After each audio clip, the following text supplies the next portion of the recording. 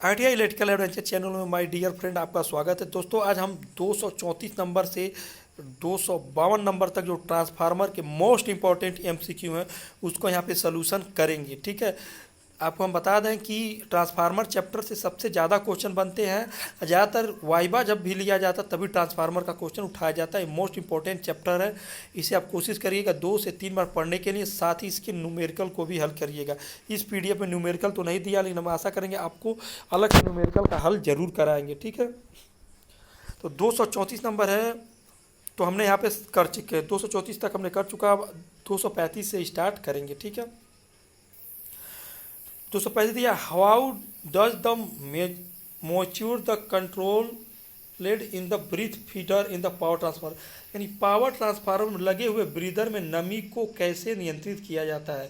तो नमी के नियंत्रित के लिए हम लोग क्या करते हैं, सिलिका जेल का उपयोग करते हैं। ठीक है, नमी को रोकने के लिए किसका प्रयोग करते हैं, सिलिका जेल का प्रयोग करते हैं, जो कि जब पानी सोख लेता है तो नीले कलर का बदल जाता है। ठीक है, और वैसे रहता है गुलाबी और हल्का गुलाबी और सफ़ेद रंग का होता है सिलिका जेल। जब शुद्ध होता है, जब नीला हो जाता है, जब उसमें क्या होता है, नमी पहुंच जाती है। इस नमी को दूर करने के लिए हम लगभग 200 सेल्सियस पर 1-2 घंटे तक इसे गर्म रखते हैं। ठीक है, याद रखिएगा सिलिका जेल के बारे में क्वेश्चन बनता है सिलिका जेल से, इसलिए हमने आपको एक्स्ट्रा जो भी फैक्ट है आपको बताते चलेंगे।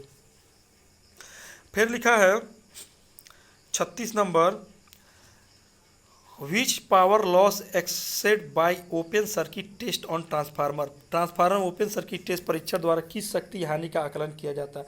मैंने आपको बताया ना, आईटीआई को पिछले भाग में हमने आपको बताया था कि आईटीआई में ट्रांसफार्मर के मात्र 2 टेस्ट आपको पढ़ाए जाते हैं कॉलेज में, ओपन और क्लोज। ठीक है, जो ओपन सर्किट टेस्ट होता है ये आपका आयरन लॉस के लिए होता है। किसने क्या पूछा इन्हें, ओपन सर्किट द्वारा हम लोग किसका प्रयोग करते हैं। देखिए, आयरन लॉस के अंदर ये दोनों लॉसेस आते हैं, ए और बी दोनों आते हैं।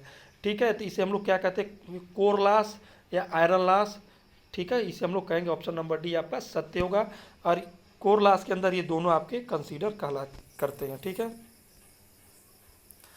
237 नंबर है, ट्रांसफार्मर के तेल में क्रैकल टेस्ट से क्या निर्धारित किया जाता है। क्रैकल टेस्ट, तो आपको बता दें ट्रांसफार्मर जो क्रैकल टेस्ट किया जाता है, ये बहुत अच्छा क्वेश्चन इन्होंने बनाया है।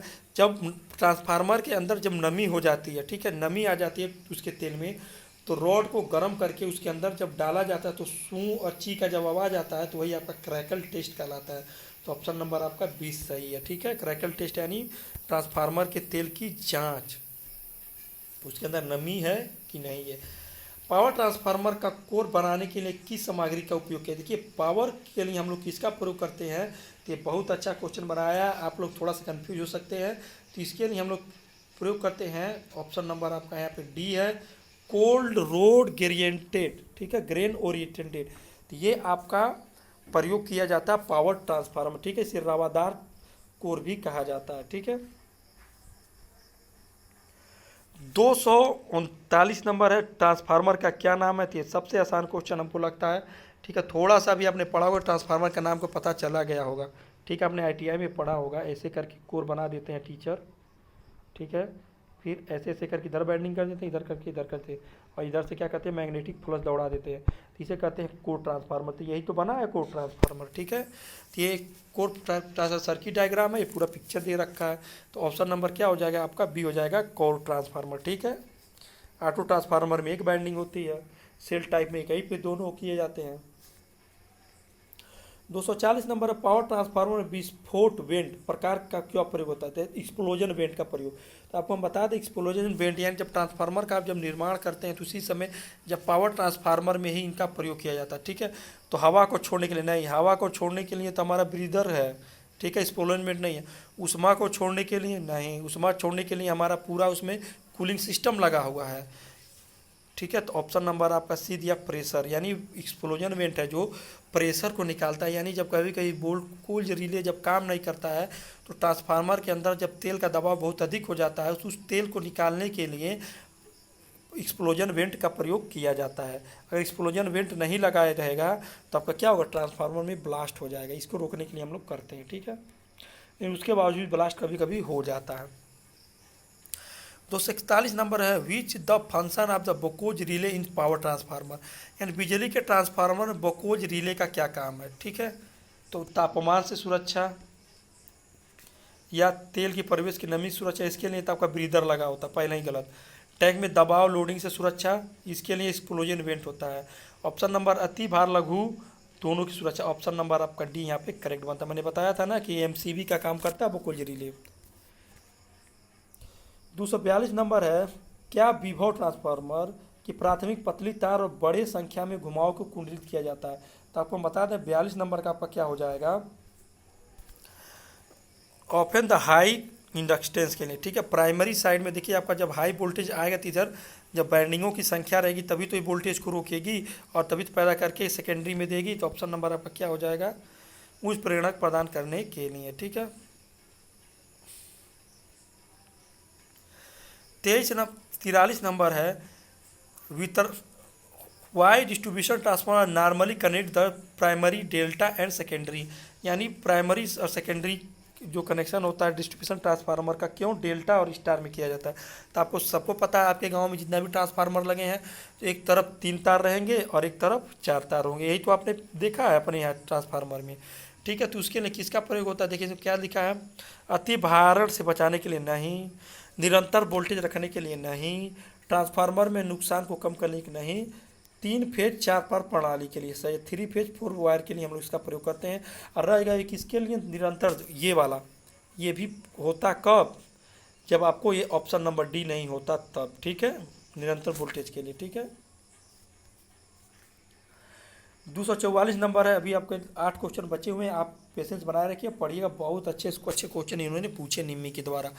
Which type of EMF in the induced in the ideal 2 winding transformer, Adarsh 2 winding transformer में किस प्रकार का ईएमएफ प्रेरित होता है? देखिए, तो जो भी ईएमएफ आपको ट्रांसफार्मर एक ही सिद्धांत पे काम करती है जिसे कहते हैं म्यूचुअल इंडक्शन, ठीक है। ऑप्शन नंबर आपका 20 सही है, म्यूचुअल इंडक्शन, ठीक है। आगे 245 नंबर, एक ट्रांसफार्मर में तांबे के नुकसान का निर्धारण कैसे करते हैं? तांबे का निर्धारण तो आपको बताए थे, देखिए इस पर क्वेश्चन थे, ओपन टेस्ट और क्लोज टेस्ट पे बहुत ज़्यादा बनते हैं। तो क्या हो जाएगा, शॉर्ट सर्किट से हम लोग क्या करते हैं, तांबा टेस्ट निकालते हैं, ठीक है, कॉपर लॉस। 246 नंबर है, फेराइट कोर का उपयोग रेडियो रिसीवर में क्यों किया जाता है, फेराइट कोर का? तो 46 नंबर देखेंगे क्या दिया है, ए नंबर, नियत हानि को कम करने के लिए, या विद्युत व्यक्तिकरण यानी इंटरफेरेंस को बंद करने के लिए, ध्वनिक गुणवत्ता बढ़ाने के लिए, और रिसीवर की दक्षता बढ़ाने के लिए। आप तो डी मार के चले आएंगे, लेकिन ऑप्शन नंबर आपका डी क्या है, गलत। ऑप्शन नंबर आपका क्या है यहाँ पे, ए है, नियत हानि को कम करने के लिए प्रयोग करते हैं फेराइट कोर, ठीक है। 227 नंबर, बड़े ट्रांसफार्मर में चरणबद्ध कोर व्यवस्था क्या फायदा? देखिए ऊपर एक क्वेश्चन पहले ही पूछ रखा था, फिर वही चीज़ यहाँ पूछ रखा है। 247 नंबर, क्या हिस्टेरिसिस हानि को कम कर देता है, भौर हानि को कम कर देती है, कोर के लिए जगह कम कर देता है, या द्वितीय वाइंडिंग को अलग नहीं कर सकता, ठीक है। तो जो आपका बड़ा बताते हैं 48 नंबर क्या है, 49 नंबर, इसका क्या होता है, कितना नंबर हम देख रहे हैं भाई, हाँ, तो कोर के लिए जगह कम कर देता है। तो यहाँ पे आपका 47 का हो जाएगा ए, ठीक है। तांबे का उपयोग क्या कर देगा, आपका कम कर देता है, कॉपर लॉस में, बड़े ट्रांसफार्मर में चरणबद्ध व्यवस्था से कॉपर लॉस क्या हो जाता है, कम हो जाता है, यानी कॉपर का यूज कम होता है, ठीक है। 48 नंबर है, ट्रांसफार्मर तेल में नमी को रोकने के ब्रीदर में किस सामग्री का प्रयोग करते हैं? यानी जो ब्रीदर आपका ऊपर इसमें तो दिखाया नहीं, ब्रीदर जो बना था उसमें किसका प्रयोग होता है, सिलिका जेल का प्रयोग होता है, ठीक है, हमने बताया था। जब ये मॉइस्चर यानी जब नमी सोख लेता है तो इसका कलर नीला हो जाता है। 249 नंबर है, ऑटो ट्रांसफार्मर में क्या नुकसान है? अधिक हानियाँ, गलत, अधिक हानियाँ इसमें होगा नहीं करती हैं, ठीक है, बहुत कम हानि होती है। वजन भारी होती नहीं, वजन में सबसे हल्का होता है।